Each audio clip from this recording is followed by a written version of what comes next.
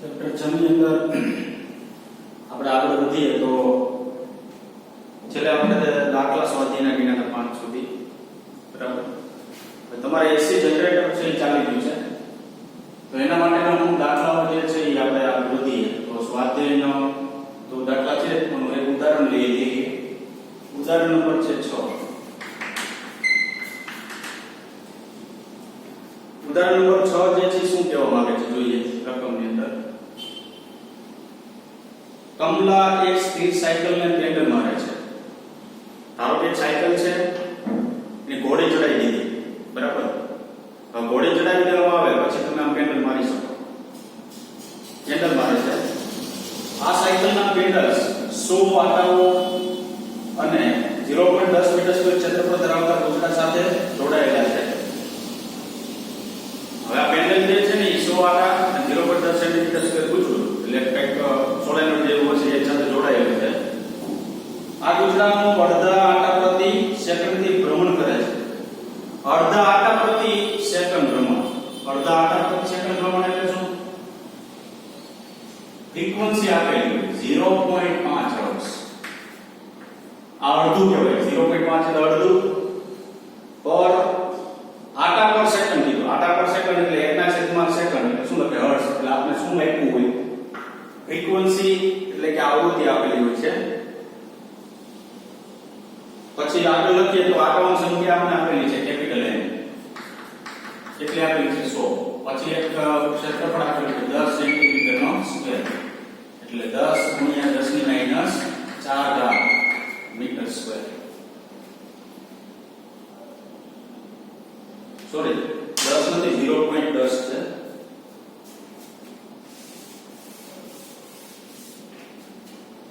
Metre square આપેલું છે બરાબર. સેન્ટીમીટર એ નથી 0.10 મીટર સ્ક્વેર. આગળ જોઈએ. આ ગુજરું અડધા આટા પ્રતિ સેકન્ડ થી ભ્રમણ કરે છે અને તે ગુજરાના પરિભ્રમણની ધરીને લંબ 0.01 ટેસ્લાના ચુંબકીય ક્ષેત્ર મૂકવામાં આવે છે. ધરીને લંબ જે ધરીઓ જે ફરતી હોય છે એટલે લંબ ચુંબકીય ક્ષેત્ર મૂકવામાં આવે છે. હવે લંબ ચુંબકીય ક્ષેત્ર મૂકવામાં આવે શું થાય? આ ગુજરામાં પેદા થતો મહત્તમ વોલ્ટેજ શું હશે? હવે ચુંબકીય ક્ષેત્ર કેટલું કીધું તમને? B બરાબર B0 સોરી 0.01 ટેસ્લા. એટલું ચુંબકીય ક્ષેત્ર. મહત્તમ વોલ્ટેજ મેળવવાનું કીધું છે. તમારી પાસે એક સૂત્ર આવે એવું એપ્સિલોન બરાબર એપ્સિલોન 0 sin ઓમેગા t પર 3. આવું સૂત્ર એવું છે AC જનરેટરમાં. એપ્સિલોન બરાબર એપ્સિલોન 0 sin ઓમેગા t પરથી આપણે સૂત્ર લઈએ છીએ. એમાં ઓમેગા એપ્સિલોન 0 છે ને એ મહત્તમ વોલ્ટેજ છે. મહત્તમ વોલ્ટેજ હોય તો તમને ખબર છે કે એપ્સિલોન 0 બરાબર શું હતું? NAD ઓમેગા એવું હતું. ટોટલ આખું સૂત્ર લખવું હોય તો એવું હતું એપ્સિલોન બરાબર NAD omega sin omega t. AC જનરેટરમાં આવું એક સૂત્ર હતું. મહત્તમ વોલ્ટેજ એટલે એપ્સિલોન 0. મહત્તમ વોલ્ટેજ ને છે ને આપણે Vm મળે એવું દર્શાવીએ. ખરેખર સૂત્રો આપણે આગળ ક્યાંક ઉપયોગ કરશું તો આ રીતના ઉપયોગ કરશું. V બરાબર Vm sin ઓમેગા t. એમાં Vm બરાબર શું? તો કે NAD ઇન્ટુ શું લખી શકાય? ઓમેગા લખી શકાય. ત્યારે એવું કે નહીં બરાબર. એટલે અહીંયા તો આપણે ટેક્સ્ટની અંદર એપ્સિલોન આપેલું છે પણ અહીંયા ક્યાંક કોઈ જગ્યાએ V પણ નો ઉપયોગ કરી શકાય બરાબર. તો ખોટું નથી, બે સાચી વસ્તુ છે. કારણ કે પ્રેરિત EMF આપણે એપ્સિલોન વડે દર્શાવી છે એટલે એ લોકો એપ્સિલોન નો ઉપયોગ કર્યો. ચાલો એપ્સિલોન 0 NAD ઓમેગા. આપણી પાસે આટાની સંખ્યા છે 100. ક્ષેત્રફળ છે 0.10. ચુંબકીય ક્ષેત્ર 0.01 છે. ઓમેગા નથી કોણી આવું તો ઓમેગા બરાબર શું લખાય? તો કે NAD 2π ન્યુ લખજો. આ તો તમને 11મા ધોરણથી ખબર છે બરાબર. 2π ન્યુ કોણીય આવૃત્તિ. આ જે છે રેખીય આવૃત્તિ છે તો ફરતું હોય તો કોણીય આવૃત્તિ કેટલી થાય? તો 2π ન્યુ જેટલું. હવે કિંમત મૂકી દો તો આટાઓની સંખ્યા આપણી પાસે કેટલી છે? 100. આપણી પાસે ક્ષેત્રફળ આપેલું છે 0.10 ચુંબકીય ક્ષેત્ર આપણે આપ્યું 0.08 આ 2 પાઈ એટલે 3.14 ફ્રીક્વન્સી 0.5 આ બધાનો સાદુરૂપ આપી દેવાનું એટલે જવાબ આવશે 0.314 વોલ્ટ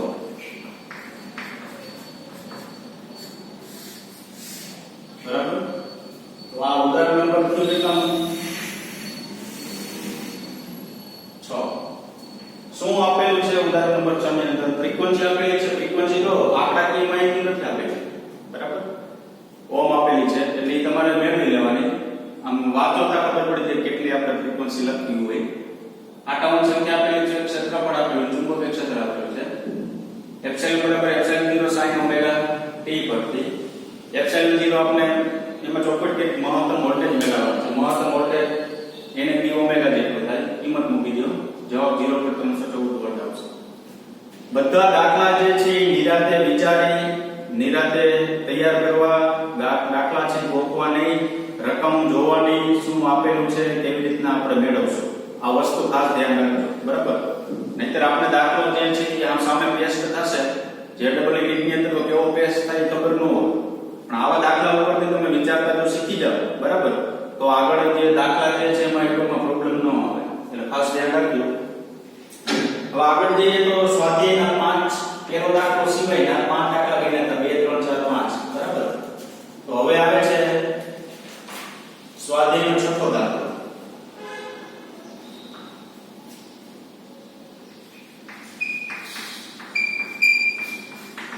શું છે જોઈએ રકમ 8 સેન્ટીમીટર ત્રિજ્યાના અને 20 આંટા દર ગુજરાત તેના ઉદ્ધવ વ્યાસને અનુલક્ષીને 3 × 10 - 2 ના મૂલ્ય ના એક સમાન સમસ્થિતિ ચુંબકીય ક્ષેત્રમાં 50 રેડિયન પર સેકન્ડની કોણીય ઝડપથી ઘુમાવવામાં આવે છે 8 સેન્ટીમીટર ત્રિજ્યા છે ધારો કે એક સોલેનોઇડ છે આપણી પાસે એની ત્રિજ્યા 8 સેન્ટીમીટર છે 20 એમાં આંટાઓ છે ઉદ્ધવ વ્યાસ એટલે મૂકો વ્યાસ લેવાનો મૂકો આ વ્યાસને અનુલક્ષીને આમ શું કરે છે કોણીય ભ્રમણ કરે છે આમ ફરે છે બરાબર એના ઉપર સમસ્થિતિ ચુંબકીય ક્ષેત્ર એટલે આમ ચુંબકીય ક્ષેત્ર લાગુ પાડવામાં એટલે હવે આમ ભ્રમણ કરશે ચુંબકીય ક્ષેત્ર આમ લાગુ પાડવામાં આવે છે હવે આગળ શું કીધું આ સળિયાનો બીજો છેડો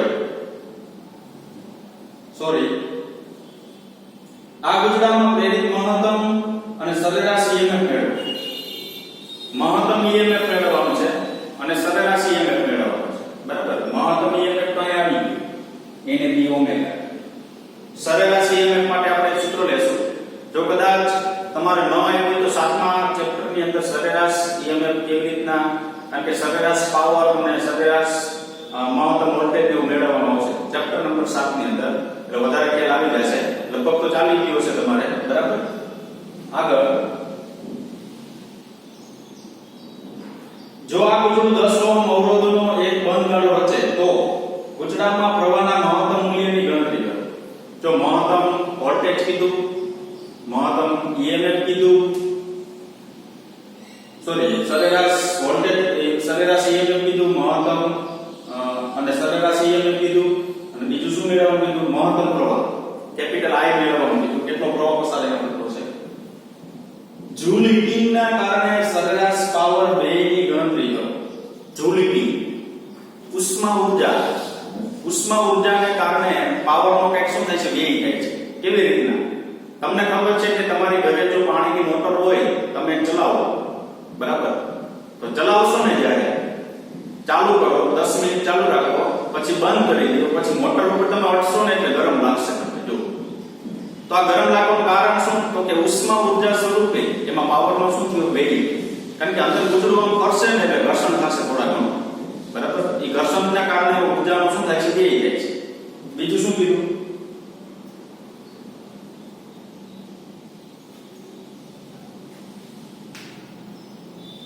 આ પાવર ક્યાંથી આવે છે એટલે જે તમને ગરમ વસ્તુ લાગે છે ક્યાંથી આવે છે આપને ખબર છે કે વચ્ચેના અંદરના વિસ્તારમાં રોટર એક ફરતું હોય બરાબર રોટર ફરતું હોય તો ફ્લક્સમાં ફેરફાર કંઈક થશે એ રોટર જે ફરે છે ને તેના લીધે પાવરનો શું થાય છે વ્યય થાય છે મેં તમને ઉદાહરણ દીધું કે પાણીની મોટર હોય તો પાણીની મોટર છે એ આપણે ગરમ કરીએ એટલે સોરી ચાલુ કરીએ પછી બંધ કરી દઈએ ગરમ લાગે તો એ ઊર્જાનો એમાં શું થાય વ્યય, પણ એ વ્યય ક્યાંથી થશે તો કે અંદર રોટર ફરે ત્યારે, એટલે આ પાવરનો વ્યય ક્યાંથી થશે એવું પૂછ્યું છે. આપણે છેલ્લે કીધું રોટર જે છે એમાંથી પાવરનો વ્યય થશે. તો મહત્તમ વોલ્ટેજ આપણે પહેલા મેળવી લઈએ.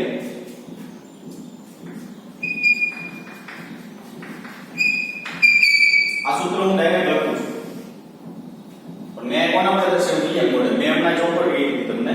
વોલ્ટેજ છે અથવા એપ્સિલોન અથવા v વડે દર્શાવે મહત્તમ વોલ્ટેજ a b ઓમેગા. ચાલો આગળની સંખ્યા આપણે કેટલી આપી છે 20. અહીંયા ક્ષેત્રફળ ગુચડું છે તો ક્ષેત્રફળ ડાયરેક્ટ નથી આપેલું, પણ ગુચડું હોય એટલે પાઈ r² આવે. પાઈ એટલે 3.14 r² ત્રિજ્યા આપેલી છે 8 સેન્ટીમીટર. 8 × 10 - 2 સ્ક્વેર એટલે એનો સ્ક્વેર થશે. ચુંબકીય ક્ષેત્ર આપણે કેટલું આપેલું છે 3 × 10 - 2 ઓમેગા 50 રેડિયન પર સેકન્ડ આપેલું છે. તો મહત્તમ વોલ્ટેજ આપણે પ્રાપ્ત થશે 0.602 વોલ્ટ.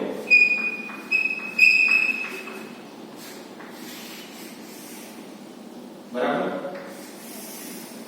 ચાલો આગળ જઈએ. આ તમને બે વસ્તુ મેળવવાની રીત હતી. પ્રેરિત મહત્તમ ગુજરાતમાં પ્રેરિત મહત્તમ સરેરાશ EMF. આ તો વોલ્ટેજ મળ્યો આપણે. હવે એક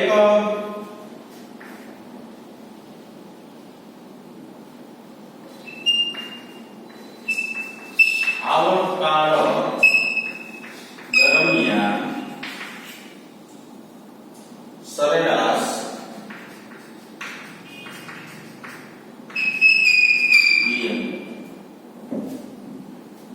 અંદરના વિસ્તારની અંદર તમારે આવી ગયું રેસિસ્ટરમાં અંદર એક ગુચડું આમ ભ્રમણ કરતું હોય. બરાબર. તો એક આવર્તકાળ દરમિયાન કેટલો વોલ્ટેજ આપણે પ્રાપ્ત થશે, કેટલો વોલ્ટેજ પ્રાપ્ત થશે તમને ખબર છે કે એક આવર્તકાળ દરમિયાન એક પ્લસ ને એક માઈનસ ખ્યાલ આવ્યો. બરાબર. કેટલો વોલ્ટેજ પ્રાપ્ત થશે તો સરેરાશ વોલ્ટેજ એને V એવરેજ લખશું. બીજી ભાષા લખવું હોય તો આમ લખી શકાય. આ સરેરાશ વોલ્ટેજ લખાય 1/T 0 થી કેપિટલ T બરાબર V * dt.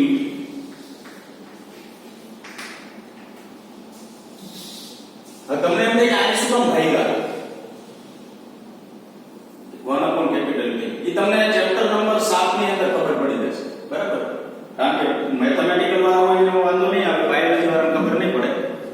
0 થી t સુધીનો આવર્તકાળ એટલે t વડે ભાગવા પડે. ક્યારે કે સરેરાશ કેમ થાય તમને ખ્યાલ હોય તો હું એમ કહું કે મને ત્રણ આવર્તકાળ આપેલા છે 1 2 અને 3. 1 સેકન્ડ 2 સેકન્ડ 3 સેકન્ડ. તો ત્રણેય સરવાળો કરું હું 1 સેકન્ડ + 2 સેકન્ડ + 3 સેકન્ડ. સરેરાશ કેવું ભાગ્યા શું કરવું પડે 3. કેટલા આવર્તકાળ છે 1 2 અને 3. કેટલા સમય સુધી ગયા છો તમે તો કે t સમય સુધી ગયા છો. તો t સમય સુધી ગયા હોય t વડે પાછા શું કરવું પડે ભાગવા પડે. તો 1 2 3 એટલે 6/3 એટલે શું લખાય મારે 2 લખાય. ખ્યાલ આવ્યો કે નહીં. ટૂંકમાં કેવા શું માંગે છે તો કે તમે જેટલા આવર્તકાળનો સરવાળો કરો છો ને એટલા આવર્તકાળ વડે ભાગવા પડે. મેં 3 આવર્તકાળનો સરવાળો કર્યો હોય મારે 3 વડે શું કરવું પડે ભાગવા પડે. તો હું 0 થી t સુધીનો સરવાળો કરું છું t વડે મારે શું કરવું પડે ભાગવા પડે. બરાબર. આગળ જાઓ તો સરેરાશ t બરાબર 1/capital T ઇન્ટિગ્રેશન 0 થી capital T Vm sin omega t into t.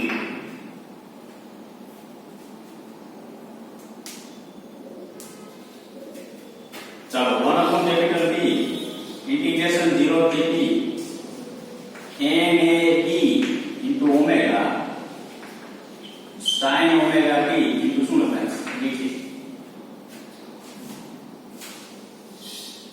ના તો એ બધી બહાર લઈ લો. શું બહાર આવશે જોજો na b omega બહાર નહીં આવશે કારણ કે t છે ને dt પ્રત્યે sin omega t નું સંકલન થશે. તો n a b omega by capital T integration 0 થી t sin omega t into શું લખાય dt.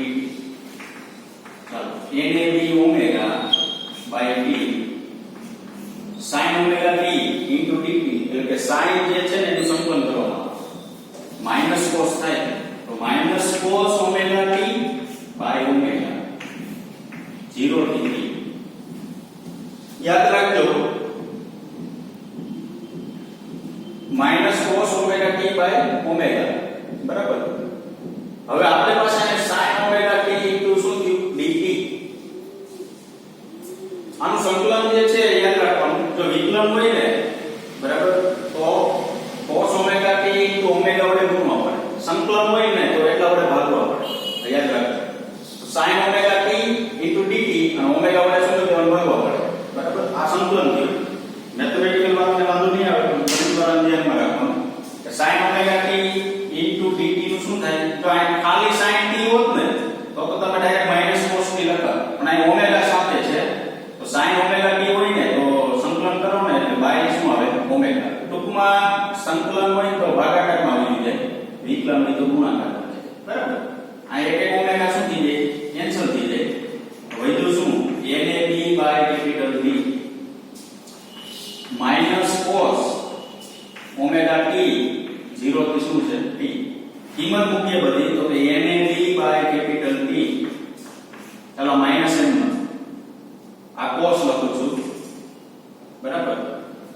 અહીંયા આપણે જો કોના પ્રત્યે સંકલન કર્યું સમય પ્રત્યે, તો સમય પ્રત્યે સંકલન કરવામાં આવે તો સમય એટલે આવર્તક છે કે નહીં, તો યાદ રાખવાનું કે જે તમારી પાસે લિમિટ છે ને તે લિમિટ જેના પ્રત્યે તમે સંકલન કરતા હોય ને ત્યાં તમારે મૂકવાનું. મારા લિમિટ t અને 0 છે ક્યાં મૂકવાની, તો કે t ની જગ્યાએ જ મૂકવાની, કારણ કે dt પ્રત્યે સંકલન થયું છે એટલે કોની જગ્યાએ મૂકવાની t ની જગ્યાએ. તો જો અહીં માઈનસ cos આ ઓમેગા બરાબર હું અહીંયા લખી શકું 2π બાય કેપિટલ t. આ તો તમને બધાને ખબર જ છે ઓમેગા બરાબર 2π બાય t લખે, માઈનસ આ cos ઓમેગા એટલે 2π બાય t અને સ્મોલ t જગ્યાએ કેપિટલ t, કારણ કે પહેલા અપર લિમિટ મૂકવાની, બરાબર. હવે અહીંયા ઓલરેડી માઈનસ તો આવે જ પણ અહીંયા માઈનસ છે એટલે આ થાય શું પ્લસ. હવે હું અહીંયા પાછું લખી શકું, શું લખી શકું cos 2π બાય t, t ની જગ્યાએ શું મૂકું 0, તો એના કરતા ડાયરેક્ટ જ આમ લખી નાખવાનું 0. ક્યારે આવ્યો કે નહીં, બરાબર. સોરી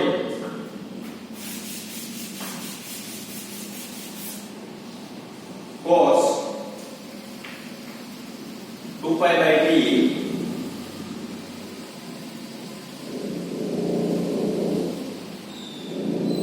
એક મિનિટ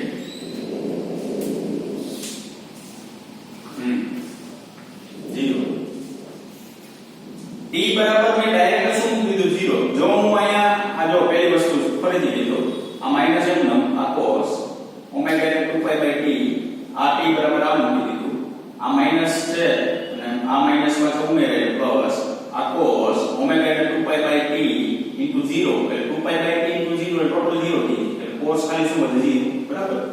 તો અહીંયા શું કીધું વળી NAB બાય કેપિટલ T, અહીંયા t કેન્સલ થઈ જતો તો અહીંયા માઈનસ શું લીધું cos 2π, તો માઈનસ cos 2π વધે તો એનો મતલબ એવો થયો cos 2π એટલે 1 એટલે આ માઈનસ 1 આ પ્લસ એમ ન cos 0 એટલે 1 માઈનસ 1 પ્લસ 1 એટલે શું થયું 0.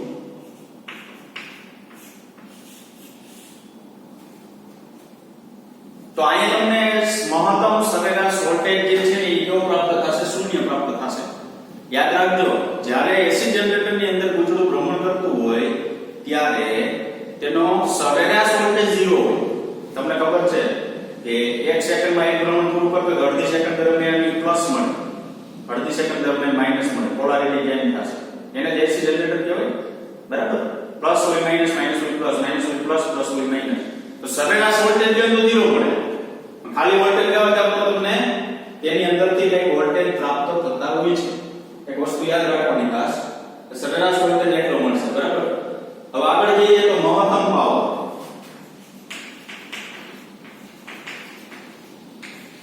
તો Pm બરાબર Im, સોરી મહત્તમ પાવર બાકી રાખી પેલા પ્રવાહ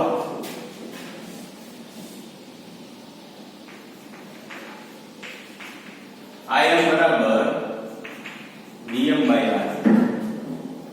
બરાબર V upon R ઉપરથી બરાબર આ મહત્તમ શું મળે આપણે કરવા મળશે જો જી વોલ્ટેજ કેટલા છે આપણી પાસે 0.602 અવરોધ જે છે એ આપણા રકમની અંદર આપેલો છે 10 ઓહ્મ 0.0602 એમ્પિયર થશે બરાબર 0.0602 એમ્પિયર હવે તમને વેગ તો સરેરાશ પાવર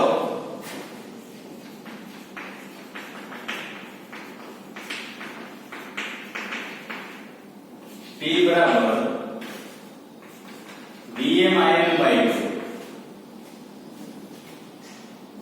હવે આ સૂત્ર જે છે ને એ ચેપ્ટર નંબર 7 માં આવશે તમારે વેગ તો પાવર બરાબર P બરાબર Vm Im by 2 લખી શકાય તો આ ચેપ્ટર નંબર 7 ની અંદર આ જે સૂત્ર આવેલું છે એનો ઉપયોગ આપણે અહીંયા કરીએ છીએ કે વેગ તો પાવર નું સૂત્ર શું બરાબર તમારે આવી ગયું છે આ સૂત્ર ચેપ્ટર નંબર 7 માં મહત્તમ વોલ્ટેજ આપણી પાસે 0.602 મહત્તમ પ્રવાહ 0.0602 છેદમાં 2 આનો જવાબ આપણે મળશે 0.018 વોલ્ટ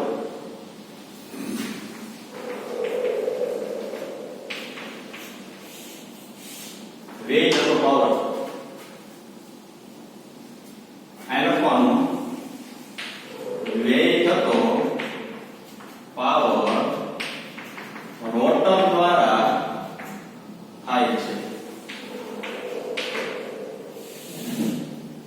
વેગ થતો પાવર જે છે કોના દ્વારા થાય છે રોટર દ્વારા મેં તમને મોટરનું ઉદાહરણ આપ્યું મોટર ફરશે બંધ કરો ગરમ થશે તો ગરમ થવાનું કારણ શું તો કે એની અંદર રહેલી જે રોટર છે એ ફરતી હોય ઈ ગરમ થાય એટલે ઉપરનું પડ જે છે ગરમ થશે બરાબર તેને લીધે આપણે કહી શકીએ આગળ જઈએ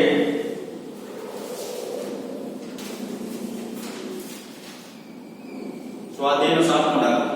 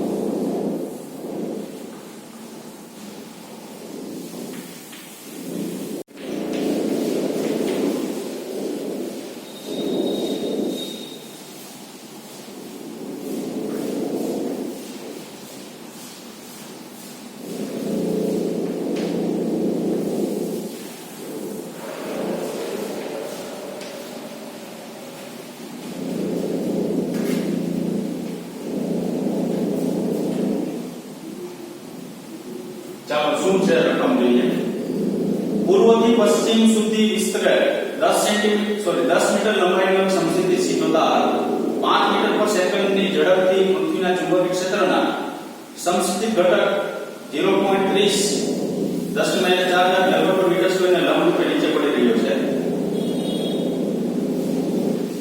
પૂર્વથી પશ્ચિમ એક તાર વિસ્તરેલો છે ધારો કે તાર વિસ્તરણ થયો હા બરાબર હવે આ તાર જે છે ને પૃથ્વીના ચુંબકીય ક્ષેત્રને લંબ પૃથ્વી ચુંબકીય ક્ષેત્ર કઈ દિશામાં પૃથ્વીની સપાટી પર દક્ષિણથી ઉત્તર આગળ આપણે આવી સપાટી ઉપરથી આમ નીચે પડતો તો સપાટી પર ચુંબકીય ક્ષેત્ર આપણે લેવું હોય તો પૃથ્વીના અંદરના વિસ્તારમાં ઉત્તરથી દક્ષિણ છે બહારના વિસ્તારમાં દક્ષિણથી કે ઉત્તર તો અત્યારે આપણે ત્રાસુ દોરેલું છે પણ ખરેખર શું હોય છે ખબર છે ઉત્તર છે ને આમ અંદર હોય છે દક્ષિણ તમારી બાજુની છે તો ઉત્તર અંદર હોય દક્ષિણ મારી બાજુ આ તમારી બાજુ હોય તો અત્યારે મારે એવું કહેવું કે ચુંબકીય ક્ષેત્ર જે છે આમ અંદર તરફ છે તો ચુંબકીય ક્ષેત્ર આમ છે જે તમારો તાર છે ને એ તાર જો આમ આવે છે ઉપરથી જે તાર ઉપરથી v વેગથી ધારો કે આવે છે કે વેગ આપેલો છે એ વેગથી ઉપરથી આમ નીચે આવે છે તાર આમ આવે છે જો એ ચુંબકીય ક્ષેત્ર લંબી ગતિ કરે કે નહીં તો આ ગતિ કે EMF ઉપરથી ફ્લક્સમાં શું થાય છે ફેરફાર થાય ફ્લક્સમાં ફેરફાર થાય એટલે શું પ્રાપ્ત થાય આપણે પ્રેરિત EMF પ્રાપ્ત થાય તો પહેલો પ્રશ્ન શું પૂછ્યો છે આ વસ્તુ ખરેખર કેવી છે આમ ત્રાસુ ઉત્તર નથી આમ છે એટલે આ B છે ને આ ત્રાસુ દોરેલું ન દોરી શકીએ એટલે દોરેલું છે પણ પણ ખરેખર b કેવું લેવાનું નામ બોર્ડ અને લંબરૂપે અંદર તરફ જતી દિશામાં લેવાનું. હવે આપણી પાસે પહેલો પ્રશ્ન શું પૂછ્યો છે? આ તાપમાન રેડિયનનું તાક્ષણિક મૂલ્ય શું છે?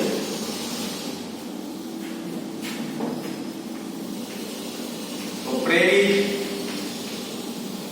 EMF એપ્સિલોન બરાબર BBL આમ થશે. બરાબર? તો BBL થશે તો B આપણે કેટલો આપેલું છે જોવો જો 30 ગુણ્યા 10 ની માઈનસ 4 સોરી 0.30 ગુણ્યા 10 ની માઈનસ 4 વેગ કેટલો આપેલો છે 5 મીટર પર સેકન્ડ. સળિયાની લંબાઈ કેટલી આપેલી છે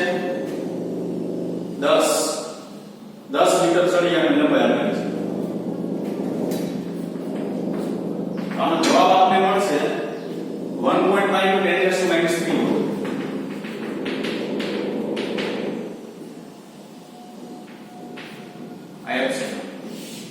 સળિયો જ્યારે પૃથ્વીના ચુંબકીય ક્ષેત્રને લંબરૂપે ઉપરથી આમ કેવો આવશે નીચે તરફ આવશે તે દરમિયાન પ્રેરિત EMF 1.5 × 10⁻³ વોલ્ટ મળશે. ચાલો B પૂછ્યું છે. B માં શું કીધું આપણે? આ EMF ની દિશા શું છે?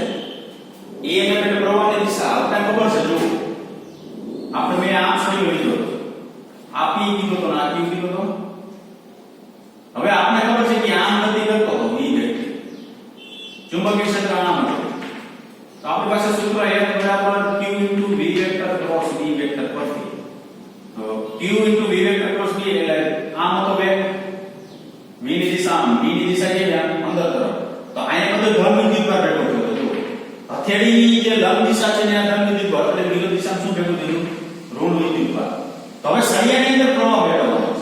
સળિયા અહીંથી તમે આમ જોઈન્ટ થાવ ને તો ઇલેક્ટ્રોન આમ આવે પ્રવાહ બહાર તરફ Q થી P તરફ થાય. જો સળિયાની અંદર મેળવવાનું કે ને તો ખરેખર પ્રવાહ જે છે ઈ આમ આવતો ઇલેક્ટ્રોન થી પ્રોટોન તરફ ખ્યાલ આવ્યો કે નહીં સળિયાની અંદર તો જ આ રોટેશન આમ થાય ને આમ રોટેશન. બરાબર? તો અંદરના તરફ પ્રવાહ જે છે ઇલેક્ટ્રોન થી કેવો થાય પ્રોટોન તરફ. તો અહીં તમારે કોણ માઈનસ કોણ પ્લસ તમારે મેળવવું પડે એના ઉપરથી તમને ખ્યાલ આવે. હવે જુઓ અહીં શું થશે તો કે ચુંબકીય ક્ષેત્રને એવું કીધું બોર્ડને લંબરૂપે અંદર તરફની દિશામાં છે. તો જોવો જી V ની દિશા તો કે નીચે તરફ છે. આ B ની દિશા. B ની દિશા કેવી અંદર તરફ આમ. V ની દિશા નીચે B ની દિશા કેવી અંદર તરફ. હથેળીની જે દિશા છે ને અહીંયા પ્રોટોન મળે જો એટલે અહીંયા ધન વિદ્યુતભાર મળશે. હથેળી વિરુદ્ધ દિશામાં શું મળશે આપણે ઋણ વિદ્યુતભાર. તો અંદરની બાજુએ પ્રવાહ જે છે એ કેવો ગણવાનો થશે આ I. તો અંદરની બાજુએ પ્રવાહ જે છે પશ્ચિમ થી પૂર્વ તરફ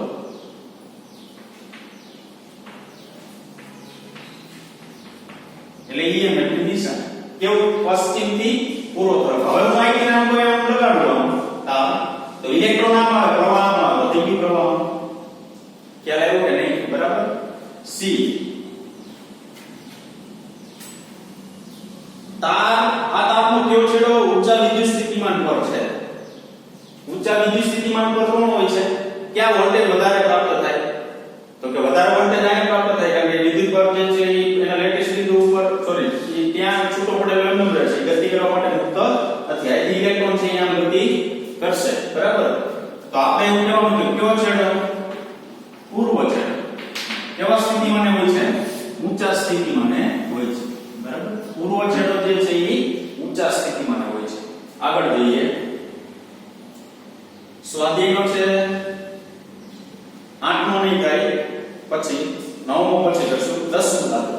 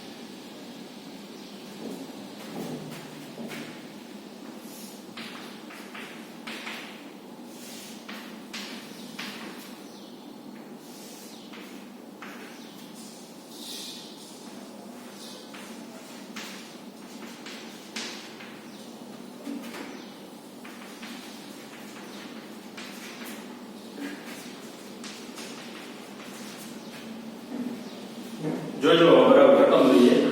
એક જેટ વિમાન છે ને 1800 કિલોમીટર પર કલાકની ઝડપે પશ્ચિમ તરફ ગતિ કરે છે. આમે પશ્ચિમની દિશા દર્શાવી દીધી. આમ પશ્ચિમ તરફની જઈ રહ્યું છે. હવે શું કીધું? ગતિ કરે છે. જો આ સ્થાને પૃથ્વીના ચુંબકીય ક્ષેત્રનું મૂલ્ય 5.10 ટેસ્લા હોય. આ સ્થાને અત્યારે જ્યાં પહોંચ્યું છે ત્યાં પૃથ્વીનું ચુંબકીય ક્ષેત્ર 5.10 હોય. પછી શું કીધું એને? ડીપ એંગલ 30 ડિગ્રી હોય. ડીપ એંગલ એટલે શું? ધારો કે ઇસ તરફ પૃથ્વીનો ચુંબકીય ક્ષેત્રનો સમસ્થિતિ ઘટક આમ BV એટલે ઉધો ઘટક નીચે તરફ એટલે આમ એટલે હું આ બિંદુ પસંદ કરું છું. આ બિંદુ પાસે મને BV નીચે મળે, સમસ્થિતિ ઘટક આમ મળે. પૃથ્વીનું ચુંબકીય ક્ષેત્ર જે છે આમ હશે. આ પશ્ચિમ છે, આ પૂર્વ હોય, આ ઉત્તર ને આ દક્ષિણ. તો પૃથ્વીનું ચુંબકીય ક્ષેત્ર આમ.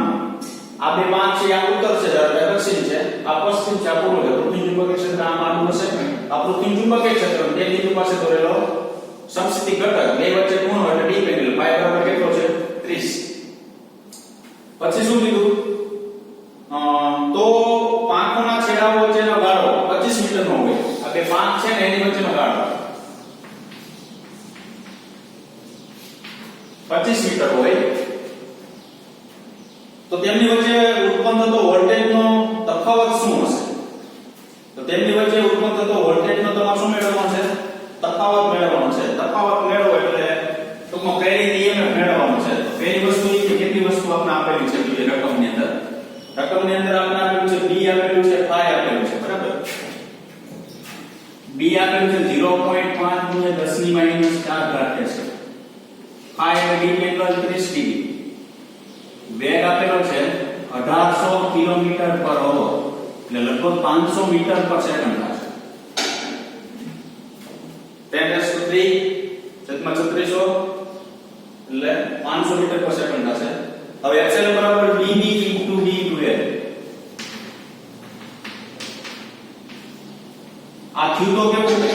ગતિ કે EMF, કારણ કે ગતિ કરે છે એટલે ગતિ કે EMF. અહીંયા એક વસ્તુ ખાસ વિચારવાની, મેં BV ઘટક શું કામ લીધો? સૌથી અગત્ય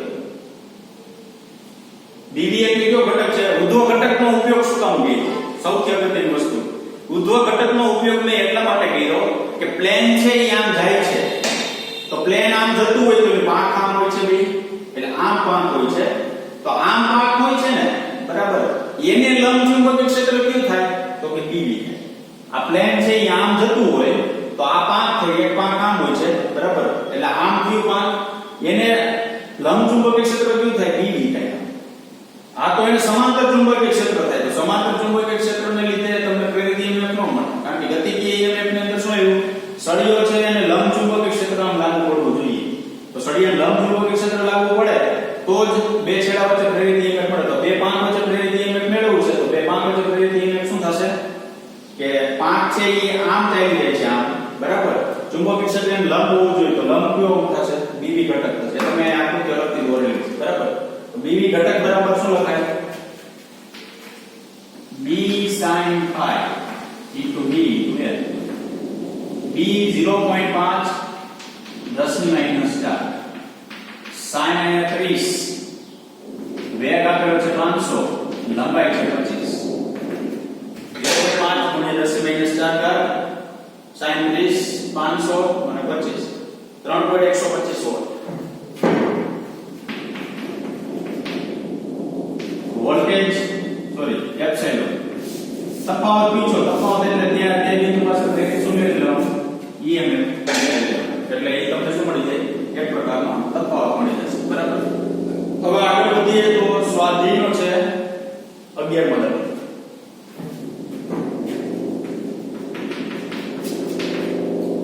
એક મિનિટ.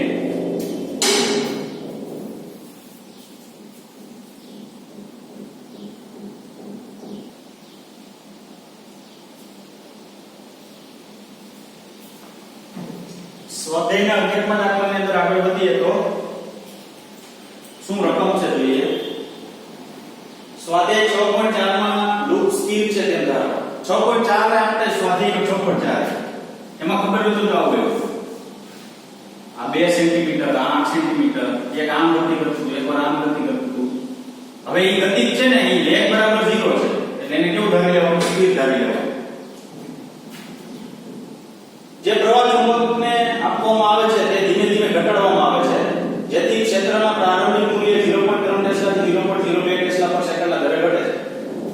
જે તમે પ્રવાહ આપને મળે છે આને લીધે ચુંબકીય ક્ષેત્ર એના મૂલ્યમાં પ્રવાહ ઓછો કરવામાં આવે ચુંબકીય ક્ષેત્ર ઘટે. આ જે ચુંબકીય ક્ષેત્ર છે ને એ 1 સેકન્ડમાં કેટલું ઘટે છે 0.02 સેકન્ડ જેટલું ઘટે. પછી શું કીધું જો કાપાને સાંધી દેવામાં આવે અને લૂપનો અવરોધ 1.6 ઓહ્મ હોય તો લૂપ દ્વારા ઉષ્મા સ્વરૂપે વ્યય થતો ઊર્જા જે છે એ કેટલી થશે અને પાવરનો સ્ત્રોત શું છે આ કાપાને સાંધી દેવામાં સાંધી દીયો અને પછી એનો અવરોધ કંઈક આપેલો છે ધારો કે એક સાથે કંઈક સંકળાયેલો શું છે અવરોધ છે. હવે ઉષ્મા ઊર્જા સ્વરૂપે વ્યય થતો પાવર કેટલો અને આ પાવર જે છે એ ક્યાંથી વ્યય થશે એ તમારે કહેવાનું છે બરાબર. તો સૌપ્રથમ આપણે શું આપેલું છે dB/dt આપેલું છે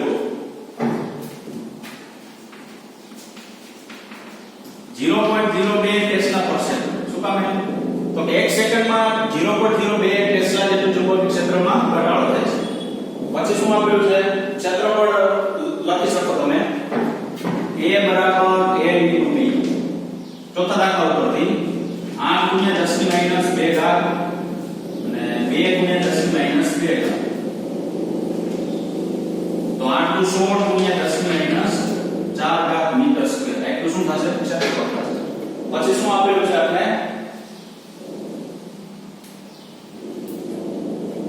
એપ્સિલોન બરાબર ફેરાડે નિયમ પરથી dϕ/dt લેન્ઝના નિયમનો ઉપયોગ કરો તો માઈનસ લખાય બરાબર નહીતર ચાલે. d/dt phi એટલે શું લખાય b * a.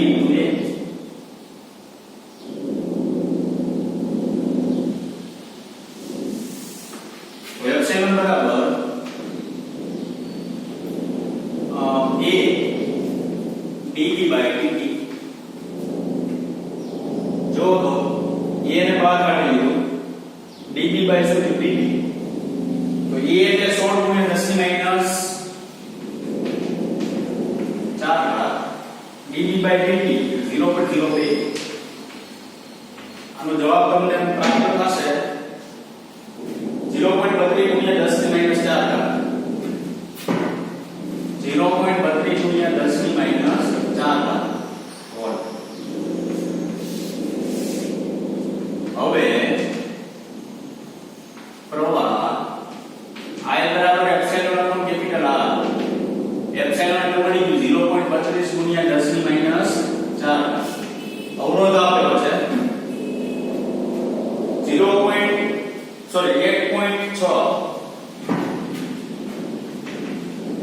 1.2 * 10 - 4 ઘાત ઉપર જવાબ આવે છે.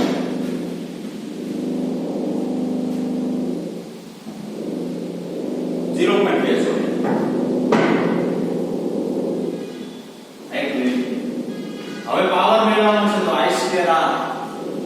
જો ઉષ્મા ઊર્જા સ્વરૂપે વ્યય થતી ઊર્જાનું સૂત્ર માટે I2R નો ઉપયોગ થાય તો 0.2 10 - 4 ઘાત એનો શું લખાય સ્ક્વેર અને અવરોધ આપેલો છે 1. કેટલો છે 6.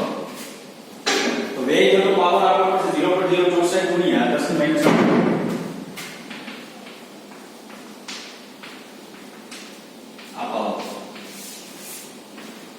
ક્યાંથી શું વ્યય થાય છે એ લખીએ આપણે.